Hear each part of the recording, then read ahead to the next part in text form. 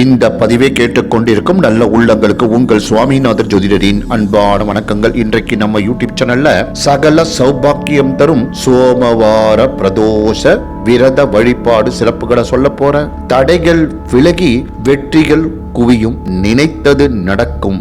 இந்த வழிபாடு செய்ய மறக்காதீர்கள். பதிவுக்குள்ள போறதுக்கு முன்னாடி நம்ம யூடியூப் சேனல் எல்லாம் சப்ஸ்கிரைப் பண்ணுங்க, ஷேர் பண்ணுங்க, லைக் பண்ணுங்க. பதிவுக்குள்ள போயிடலாம். சிவபெருமானை வழிபாடு செய்வதற்கு மிக உகந்த நாளாக திங்கட்கிழமை இருக்கின்றது. அதிலும் திங்கட்கிழமை வரக்கூடிய சோமவார பிரதோஷம் எப்பொழுதும் தனி சிறப்புகளை கொண்டு அற்புதமான பலன்களை கொடுக்கக்கூடியது.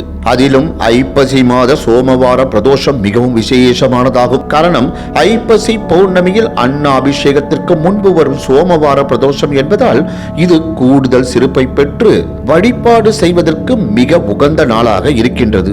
இதில் மற்றொரு விசேஷம் என்னவென்றால், ரேவதி நட்சத்திரமும் அந்த நாளில் அமைந்துள்ளதால் அவை இன்னும் கூடுதல் சிறப்பை பெறுகின்றது. பொதுவாக ரேவதி நட்சத்திரத்தில் செய்யப்படும் வழிபாடுகள் நம்முடைய பாவங்கள், துன்பங்கள் இவை எல்லாம் போக்கி நாம் நினைத்ததை அடையக்கூடிய பாக்கியத்தை கொடுக்கும். ரேவதி நட்சத்திரம் பாவ நிவர்த்தி தரும் நாள்.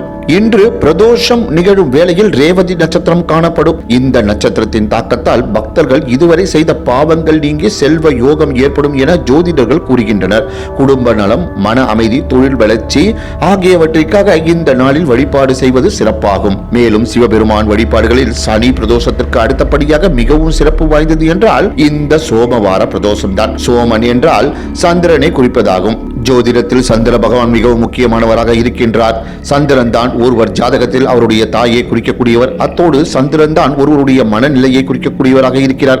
ஆதலால் எவர் ஒருவர் மனக்குழப்பங்களால் நிறைய பிரச்சனைகளை சந்தித்து நிம்மதியை இழக்கின்றார்களோ அவர்கள் இந்த நாளில் விரதம் இருந்து வழிபாடு செய்தால் அவர்களுக்கு சந்திர பகவானால் நிம்மதியான வாழ்க்கை கிடைக்கும். மேலும் இந்த சோமவார பிரதோஷ நாள் அன்று மாலை 4:30 மணி முதல் 6 மணி வரையிலான பிரதோஷ வேளையில் நந்தி பகவானுக்கு நடைபெறும் அபிஷேகத்திற்கு பொருட்கள் வாங்கி கொடுத்து அருகப்புல் சாற்றி வழிபாடு செய்தால் வாழ்க்கையில் பல துன்பங்கள் தீரும். அத்தோடு இன்றைய தினத்தில் மௌன விரதம் இருந்து வழிபாடு செய்யலாம். மௌன விரதம் இருக்கும் பொழுது மனதில் ஓம் நம சிவாய என்ற மந்திரத்தை தொடர்ந்து அவர்கள் பாராயணம் செய்து மனதை சிவன் மீது செலுத்தி வழிபாடு செய்யும் பொழுது அவர்கள் வாழ்க்கை மிக பிரகாசமான பாதையை நோக்கி செல்லும். ஓம் நம சிவாய. நன்றி, வணக்கம், வாழ்க வளமுடன்.